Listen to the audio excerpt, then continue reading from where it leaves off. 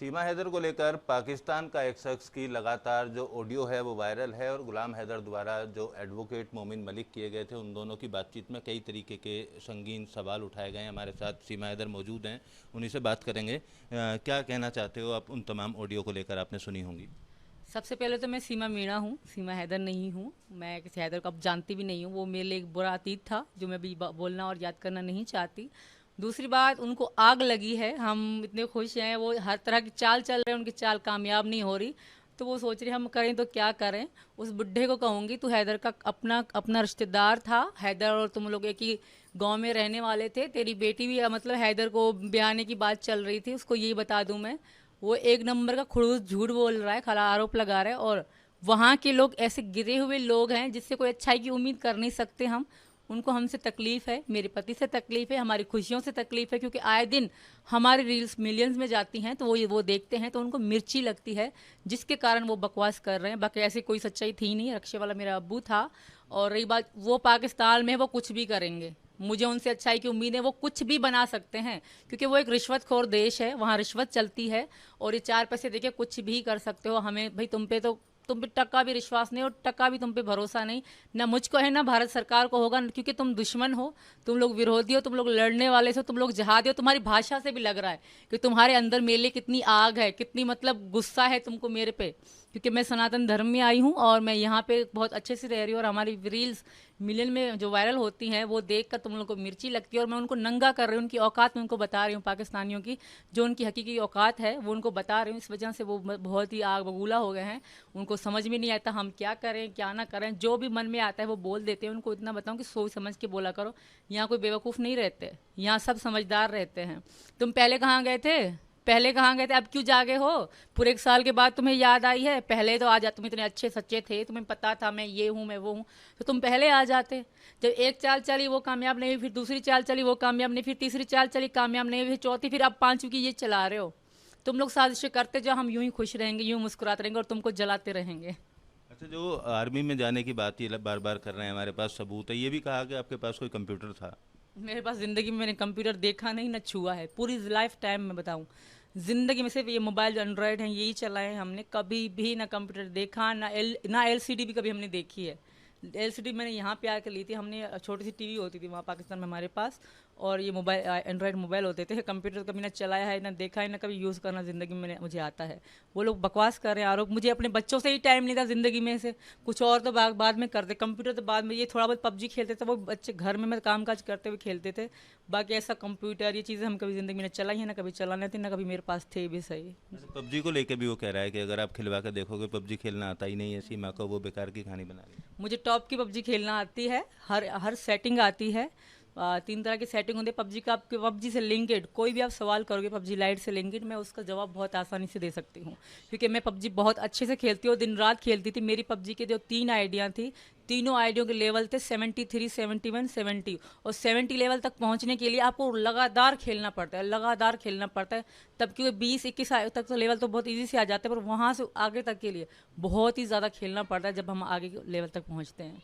जी। वो रिक्शा वाला का जो जिक्र कर रहे हैं, कोई नाम ले रहे हैं कि उस नाम का आदमी है, वो उसके बाद से दिखाई नहीं दे रहा, उसी से आप कैंट में जाते थे। कोई भी नहीं कह सकता कि इस तरह के नाम पाकिस्तान में होंगे। पाकिस्तान के नाम मुस्लिम नाम होते हैं या अलग नाम, अगर हिंदू एक दो हैं उनके भी नाम अलग, करण, अर्जुन, इस टाइप के होते हैं। पर ये जो नाम बता रहे, तो नाम का कोई शख्स का हम पता भी नहीं है। मेरे अब्बू गुलाम रजा थे, उनका ऑटो ज़रूर था। वो कभी हमें आइसक्रीम खिलाने ले जाते थे बाहर ऐसे, मतलब वहाँ वहाँ पे वो है पहलवान गोट गांव शहर है छोटा सा, हरमपुरा से भिटैयाबाद से पास में पहलवान गोट शहर है। वहाँ बच्चों को थोड़ा झूला वूला खिलाने के लिए मैं और अब्बू अब्बू के रक्षे पे जाते थे। दो थोड़ी सी दूरी पे, 1 किलोमीटर की दूरी पे, बस वहीं पे। और ज़िंदगी में किसी का रक्षा भी नहीं, ना हम कभी बाहर भी गए हैं। और जो मेरी कुछ फ़ोटो हैं जो मेरी मतलब बाहर निकलने की, वो हैदर के तलाक के बाद मैं 1-2 बार अब्बू के साथ बच्चों को लेके गई थी, वही फ़ोटो हैं।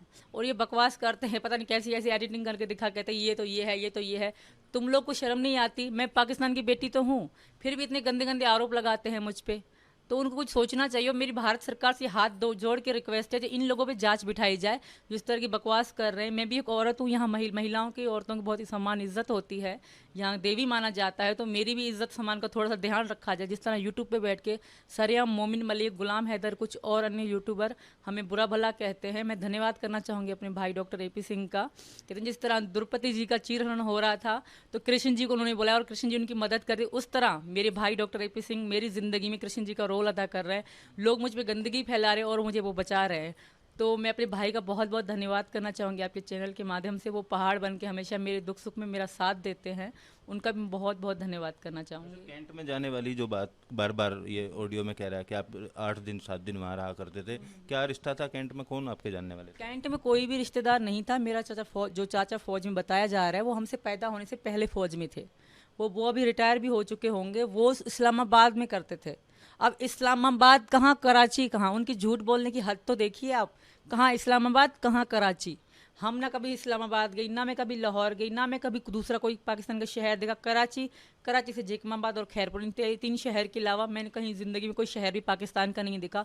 आप डेटा निकालिए, मैं अपना नंबर दे सकती हूँ। मेरे नंबर में वो सारी चीज़ें आ जाती है, ईजिली आ जाती है। वो मैंने दिए भी हैं, वो जो कह रहे हैं ITS में नंबर मेरे आज भी Gmail, फेसबुक, मैसेंजर, सब कुछ आज भी जांच पे। मैंने खुद अपने हाथों से, हमने पूरी रात बैठ के उनको कंप्यूटर में लॉगिन कराए थे। आज भी जो मतलब ये लोग बकवास करेंगे ये झूठ है, हम इसकी ID हम पे डेटा है, हम पे रिकॉर्ड, तो दिखाओ। मेरे नाम से 1000 से ज़्यादा आइडिया हैं। आप फेसबुक पे सर्च करोगे ना, सीमा सचिन, में खुद अपनी ID, जब हम किसी को फॉलो करवाते हैं ना यहाँ पे, तो हमें खुद की ID नहीं मिलती। इतने सीमा सचिन के नाम इतनी फेक अकाउंट है। तो वो कह रहा है कि सीमा सचिन की मेरे पास कॉल हिस्ट्री है, तो दिखाओ। मैं तो कह रही हूँ तुम दिखाओ, रिकॉर्डिंग भी होगी वो भी दिखाओ, मैं तुमसे बात कर रही होंगी। तो खरा सरासर बकवास कर रहे हैं। और आरोप लगाया जा रहा है उनकी तरफ से कि कोई व्हाट्सअप नंबर जो पाकिस्तान का था आपने यहाँ से भेजा, फिर वहाँ से कोड लिया, फिर व्हाट्सअप चलाया, इस तरीके की बात। ऐसा होता तो सब लोग ऐसे ही करते, सब लोग ऐसे ही करते। अच्छा, मतलब मेरे पास व्हाट्सअप है ही नहीं। मैं दिखाऊँ आपको, हमें 2 व्हाट्सअप है, एक सचिन के फ़ोन में व्हाट्सअप है, एक मेरे फ़ोन में व्हाट्सअप है। तो उनका व्हाट्सअप यहाँ कैसे चल सकता है? एक बेवकूफ़ी की एक हद होती है, एक लिमिट होती है, वो तो हद ही क्रॉस कर रहे हैं बेवकूफ़ी जहालत की। उनको ये नहीं पता कि ये हिंदुस्तान है, हिंदुस्तान में पाकिस्तान का नंबर कैसे चलेगा, बताओ। कैसे कोड जा सकता है हिंदुस्तान के, मतलब यहाँ हिंदुस्तान के नेटवर्क है ना, पाकिस्तान का नंबर यहाँ कैसे चलेगा? ये बेवकूफ़ी की हद होती है। वो सिर्फ उनकी चाल है कि हम सीमा को फंसाएं, सीमा परेशान हो जाए, सचिन को जेल हो जाए, सीमा फिर पाकिस्तान आएगी, सचिन। और हमें इतनी धमकियां दी जाती हैं, आपके चैनल के माध्यम से बता रही हूँ। कल से हमारे पास 2 पुलिस वाले सिक्योरिटी बैठे, क्योंकि सूचना से पता पड़े कि सचिन की जान को खतरा है, क्योंकि वो धमकियां दे रहे हैं कि सचिन को ही मार देंगे तो सीमा कहाँ जाएगी। तो इनकी जान को खतरा है। ये लोग धमकियां, रेगुलर हमें धमकियां डरा धमका रहे हैं। व्हाट्सएप पे, इंस्टाग्राम पे और फेसबुक मैसेंजर पे हम लगातार हमें धमकियां मिल रही हैं कि सचिन को मार देंगे, फिर तुम क्या करोगे, तेरे पर तेजाब गिरा देंगे, अलग अलग गंदी गंदी तरह की हमें धमकियां लोग दे रहे हैं। तो ये लोग जो धमकी देने वाले हैं पाकिस्तान के ही हैं सभी? कुछ पाकिस्तान के, कुछ जो उनसे बात कर रहे हैं हिंदुस्तान में रहकर भी, कुछ वो भी है। कुछ हिंदुस्तान में रहते हैं और पाकिस्तान में बात करते हैं, वो भी लोग हैं। क्या जवाब देना चाहोगी पाकिस्तान के लिए सीधी भाषा में, अगर कहोगे इस तरीके की हरकत? मैं उनको यही कहूँगी, मैं तुम लोग को यूं ही नंगा करती रहूँगी, जो तुम्हारी असलियत है यहाँ दिखाती रहूँगी। तुम जो ये झूठ का चोला पहन के बैठे हो वो कभी भी नहीं पहनने दूंगी। मैं तुम्हें सच्चाई तुम्हारे सामने ला के दिखाऊंगी। तुम हिंदुस्तान से कितनी नफरत करते हो, हिंदुस्तानियों से कितनी नफरत करते हो, ये भी पता है हमको। वो हिंदुओं को वहाँ पास तक बैठने नहीं देते और आज कह रहे हैं हम इतने अच्छे बन रहे हैं। तुम्हारी सारी हकीकत हिंदुस्तान को पता है। और जहाँ जो POK में जो ये हादसे हुए, अभी TV में चल रहा था, वो भी हिंदुस्तान आना चाहते हैं इसी वजह से कि वहाँ इस तरह के जाहिल जहादी लोग रहते हैं, उनको जीने नहीं देते। मेरे साथ भी तो यही चल रहा था, जीने नहीं दे रहे थे मुझे। जब मैं हिंदुस्तान आई कुछ चैन की सांस ली है। उनको यही कहूँगी, मैं UP में हूँ, उत्तर प्रदेश में हूँ, मेरा तुम लोग बाल भी बाका नहीं कर सकते। पहले भी आपका एक वीडियो वायरल कर दिया था मारपीट वाला, इस तरीके से लगातार वीडियो वायरल करे जा रहे हैं, क्या मकसद लगता है? उनका एक ही मकसद है, हमें परेशान करना, सचिन जी को परेशान करना, मेरी मीना फैमिली को परेशान करना और मुझे पाकिस्तान, बच्चों को पाकिस्तान वापस ले जाना, और हमें कड़ी से कड़ी सज़ा देना चाहते हैं। एक कोर्ट में भी केस डाला हुआ है मोमिन मलिक ने, 27 तारीख को आप लोगों की पेशी है उसमें, क्या लगता है केस में कितना दम होगा उसमें? देखिए, अभी तक तो नोटिस हमें आया नहीं है, जब नोटिस आएगा तो हम देख लेंगे। भाई मेरी भी तो सुनेंगी अदालतें, भारत की अदालतें मेरी भी तो सुनेंगी। मुझ पे जुल्म किए गए, मुझ पे अत्याचार किए गए, मुझे दुखी परेशाान किया गया, फिर यूं ही छोड़ दिया गया 4 बच्चे देकर। तभी मैं इतनी अकेली हो गई। फिर मेरे अब्बू मेरे साथ है, उनकी डेथ हुई, फिर मैं यहाँ आई। जो मेरे साथ बुरा सलूक हुआ है वो मैं उनको दिखा तो नहीं सकती, क्योंकि प्रूफ मेरे पाकिस्तान में है और पाकिस्तान का एक एक व्यक्ति मेरे खिलाफ है। मैं बता तो सकती हूँ कि हाँ ऐसा मेरे साथ हुआ था, समझा तो सकती हूँ कि ये जगह पे ये चीज़ें मेरे साथ हुई थी। तो मुझे भी अदालतों पे विश्वास है, मेरे बच्चों की सुनी जाएगी। हमें यूं ही पाकिस्तानियों के कहने पे हमें कोई सज़ा नहीं मिलेगी, क्योंकि भारत सरकार इंसाफ करती है। यहाँ सब सत्य सत्य की जीत होती है, सत्य विजेता होता है। तो हमें भी विश्वास है, हम भी लड़ेंगे केस। बार बार गुलाम हैदर इस बात को कहता है जब भी वो मीडिया के सामने आए या सोशल मीडिया पे आए कि मैंने तलाक नहीं दिया है और हिंदू धर्म अपना लिया है, मेरे नाबालिग बच्चों को हिंदू धर्म अपना लिया है। इसी को आधार बनाकर केस डाला गया है। देखिए, पहली पत्नी को उसने तलाक दिया, उसका तलाकनामा कहाँ है? तलाक ये ऐसे 3 तलाक एक इंसान 2 इंसान के सामने बैठ के दे देते हैं और औरत को फ्री कर देते हैं, खुद आज़ाद हो जाते हैं। इन्हें शुरू से लेके रीत रिवाज चलता आया है। ऐसा नहीं कि अनोखी मेरी तलाक ऐसे हुई है, सबकी बहुत सारे वहाँ मिसालें हैं जिनकी तलाक, उसकी पहली पत्नी को तलाक दी, कोई तलाकनामा नहीं है। ये हमेशा से शुरू से लेके चलता आ रहा है, यूं ही तलाक दे दी, निकाल दी। तो इसमें प्रूफ की कोई बात ही नहीं। पाकिस्तान में एक ही प्रूफ बोलूँगी कि 3 तलाक आज भी चल रही हैं। तो कोई भी आदमी किसी भी समय तलाक देके पत्नी को घर से निकाल देता, आज भी चल रही हैं। प्रूव ये रही। बस बच्चों की, तो बच्चे मेरे हैं, इन्होंने हमें छोड़ दिया था, मेरे बच्चों को मुझे यूं ही छोड़ दिया था। उसके बाद जब मैं अकेली थी, फिर सचिन मेरी ज़िंदगी में आए, फिर कुछ सनातन धर्म की चीज़ें मुझे सचिन जी ने बताई, मैंने देखी। हालांकि कृष्ण जी को मैं शुरू से लेके ही मतलब मुझे चाहती थी, मुझे कृष्ण जी अच्छे लगते थे। उनकी एक राधा कृष्ण सीरियल चलता था, उसमें मुझे बहुत ही ज़्यादा उनकी स्टोरी अच्छी लगती थी। फिर मेरे पता नहीं कि उनसे बहुत ज़्यादा मतलब अटैचमेंट हो गया, बहुत। मैं चाहती बस सारा दिन कृष्ण राधा कृष्ण जी की मैं वो भजन सुनती थी। उसके बाद मेरी तय कर लिया कि मैं अब हिंदू बनना है मुझे, कुछ भी। पाकिस्तान की बात है, यहाँ की नहीं। पाकिस्तान में मैं हिंदू बनी, पाकिस्तान में बच्चों के नाम चेंज किए, राज, परी, प्रियंका, मुन्नी। और उसके बाद हम यहाँ आए।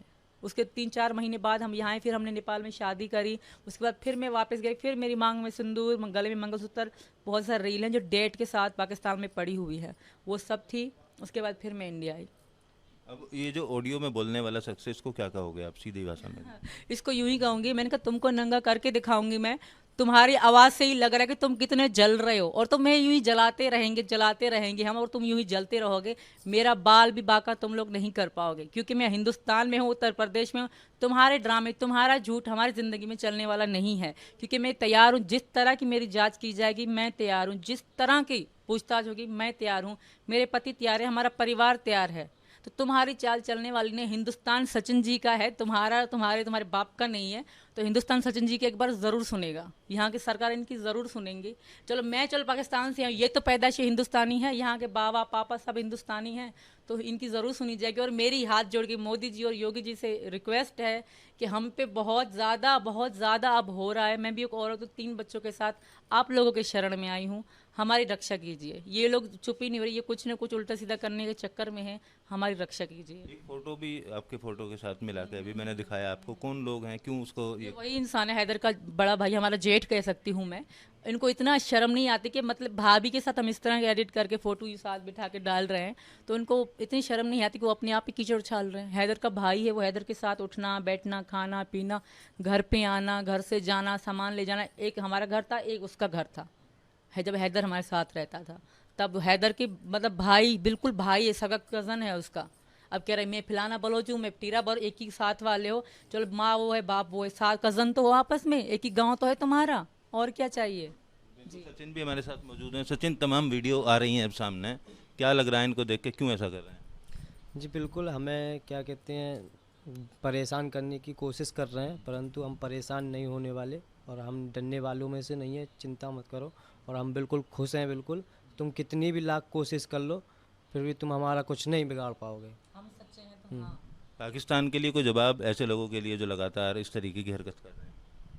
मैं तो यही कहता हूँ कि भाई, सच्चाई के अगर बुराई की नहीं चलती, और इतनी ज़्यादा बुराई भी मत करो। इनने कम से कम 100 बात निकाल के धर दी आगे, कि फलाना क्या ढहका ढिंका ढिकाना वगैरह वगैरह, यानी कि रोजीना नई नई उल्टी सीधी बात निकाल के आते हैं। कम से कम अगर थोड़ा बहुत भी दिमाग है, स्कूल का मुंह देखा हो, चलो स्कूल का मुँह ना देखा हो, कम से कम स्कूल के पीछे भी बैठे हो, तो कम से कम दिमाग से तो सोच लो। हाँ, दिमाग से सोच के बोला करो कि मैं क्या बोल रहा हूँ और क्या नहीं बोल रहा। कम से कम बात ऐसी बोला करो कि हाँ, उसमें थोड़ी सच्चाई है। पूरी तरीके से झूठी फैलाया जा रहा है। बकवास, सिर्फ बकवास हमें परेशान और मेरे करेक्टर पे उंगली उठाई जा रही है, मुझे परेशान करने की कोशिश की जा रही है। इससे ज़्यादा कुछ भी नहीं है, इससे ज़्यादा कोई सच्चाई भी नहीं है। और वो मोमिन मलिक ये सोचता है कि ऐसी फ़ोटो ऐसी वीडियो वायरल करके मेरी सचिन की ज़िंदगी ख़राब करने की कोशिश कर रहे हैं। सचिन जी मेरे साथ 3 साल से हैं, 4 साल हो गए, अब 1 साल तो मुझे भारत में हो गया, 3 साल मुझे पाकिस्तान में, 20 से लेकर सचिन जी मेरे साथ में हैं। मेरी छोटी बड़ी हर बात सचिन जी को पता है। ऐसा नहीं है कि हम वीडियो कॉल में थे तो दूर दूर थे, हमारे हर सेकंड हर मिनट कॉल चलती थी और सामने फ़ोन रखे रहते थे कोई भी काम, क्योंकि मैं अकेले रहती थी। अब्बू बेचारा रक्षा चलाने जाते थे, अब्बू के बाद तो फिर मैं बिल्कुल ही अकेली हो गई थी। तो एक एक बात सचिन को पता है और सचिन की मुझे पता है। तो तुम्हारी ये बकवास, तुम्हारा ये झूठ, तुम्हारा ये ड्रामा कभी भी नहीं चलेगा, ना चलने वाला है।